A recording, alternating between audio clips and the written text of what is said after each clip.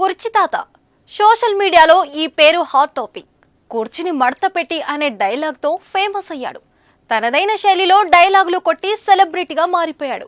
ఈ తాత కొట్టిన కుర్చీ డైలాగ్ను మహేష్ బాబు గుంటూరు కారం సినిమాలో కూడా వాడుకున్నారంటే అతడి క్రేజ్ అర్థం చేసుకోవచ్చు.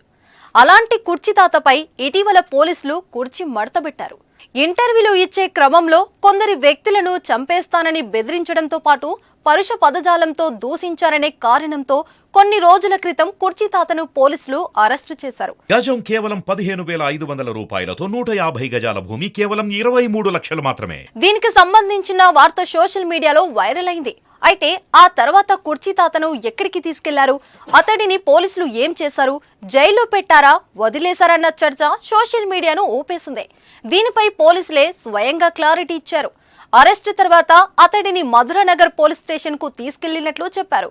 మద్యం మత్తులో అలా మాట్లాడానని, తన తప్పుని ఒప్పుకున్నాడని పోలీసులు చెప్పారు. దాంతో కేసు రాజీ కుదిరిచ్చినట్లు మధురానగర్ ఎస్ఐ తెలిపారు. అయితే కుర్చీ తాతకు ఎలాంటి కౌన్సిలింగ్ ఇచ్చారన్నది సస్పెన్స్ గా మారింది. తాతపై కుర్చీ మడత పెట్టారా లేదా మాటలతో వార్నింగ్ ఇచ్చారన్నది మాత్రం తెలియడం లేదు. మనోడు ఇప్పటికే తన నోటి దూలతో చాలా సమస్యలను ఎదుర్కొన్నాడు. పెద్ద రాజకీయ నాయకులు కూడా వార్నింగ్ ఇస్తుంటాడు.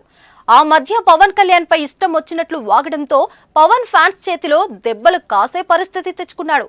మరి పోలీసుల కౌన్సిలింగ్ తోనైనా కుర్చీ తాత ఆలియాస్ కాలపాష మారతాడా లేదా మద్యం మత్తులో ఇష్టం వచ్చినట్లు వాగుతాడా అన్నది చూడాలి మరి.